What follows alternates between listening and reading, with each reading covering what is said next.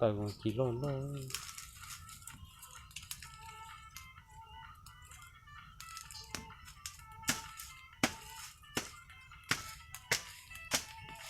Rậu to.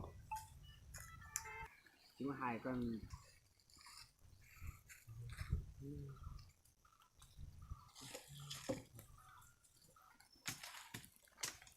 Cái tràn trên bao kia nữa. Có tôi cho tôi. Ôi, đừng lọ ra.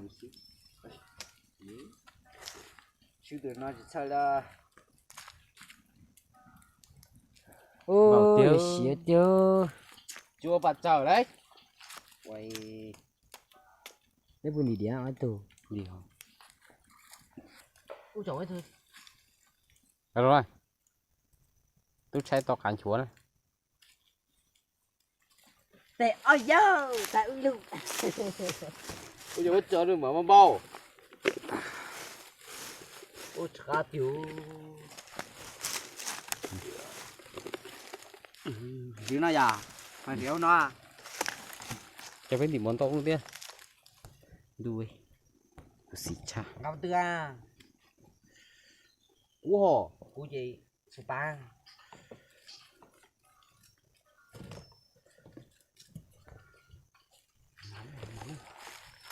Cái việc tạo. Ô. Ôi. Ta. Cái tay của anh đi. Thì ta đánh Mà đấy. Mà play pro đấy. Xin lỗi. Nó mới Có sao khó nào? đâu trời. Riêng mới đá. Chân là già. Ui, chả chưa cắn gì thế. À, tì đấy ư. Cầm trứng chuyện tới dàn con đà. Những gì mà chạy luôn rồi. Chạy luôn rồi bị chạy luôn rồi chạy. Chạy đi. Muốn chuyện khó. Để đi sao? Sao nè áo từ nè, đấy. Mất tiền rồi. Nè xem.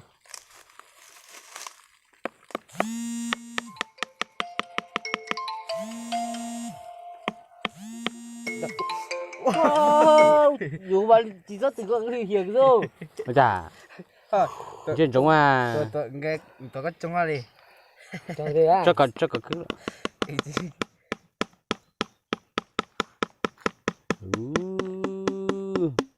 Tao sao? Muốn chuyện rồi. Bao giờ à? Ui u. Cô đang cháo sao? Ôi không, nó này.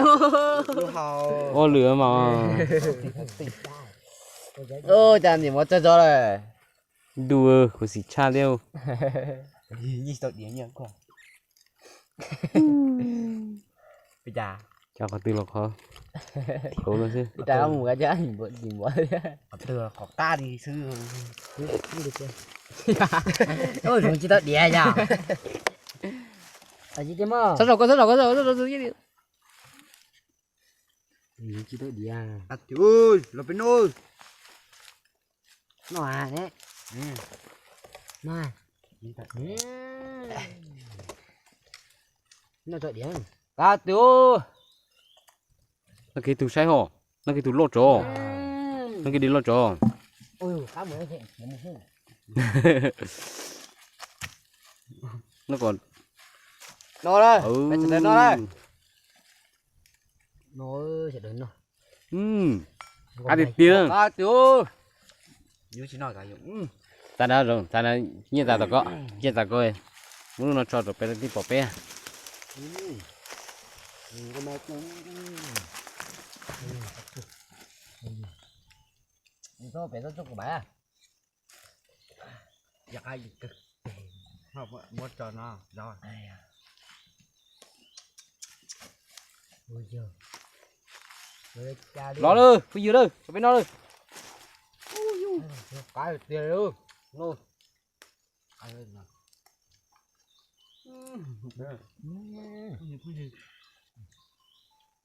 Chỉ còn chết. Thế mà đuôi rồi. Dài. Có thôi. Vậy rồi. Chứ cái gì không. Mới cho đi chơi luôn đấy.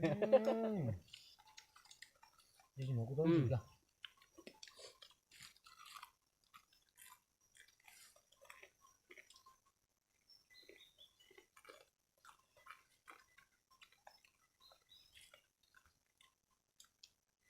món gì không mẹ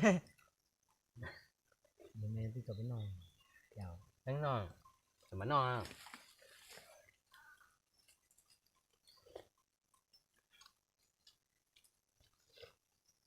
nhưng tôi là tỏi kho nó cá đuôi à ừ cái dài rồi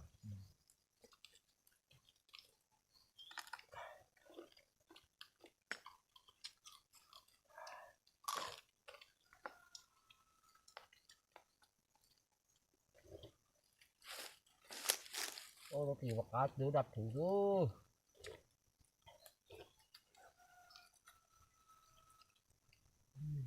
nhưng chữ nhà trong nhỏ là ngon nó đây nhỏ trong nó tất cả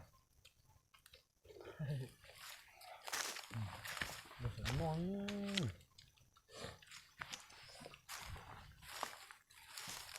à thì tì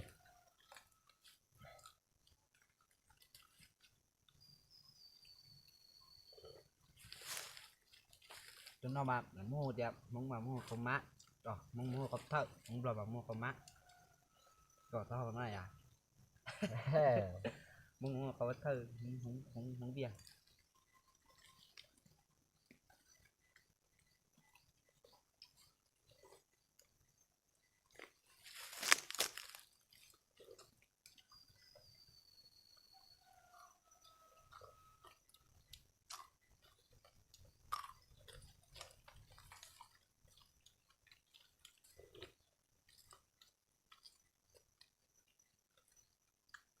gì món to ha món cả đuôi mình chơi cho nó thì nó có tùy luôn dạo nó thì mình chúng ta cho cá chuyện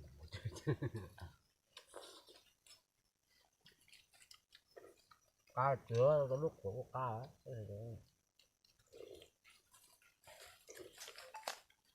cá tiêu rồi đâu thì nó cá luôn mỗi người cá rồi nó đỏ sâu rồi họ ra trai là cá rồi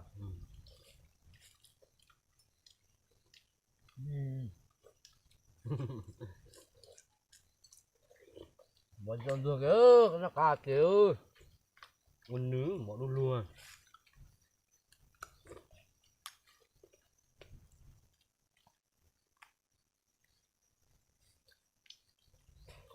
cũng chỉ mà chỉnh bao mà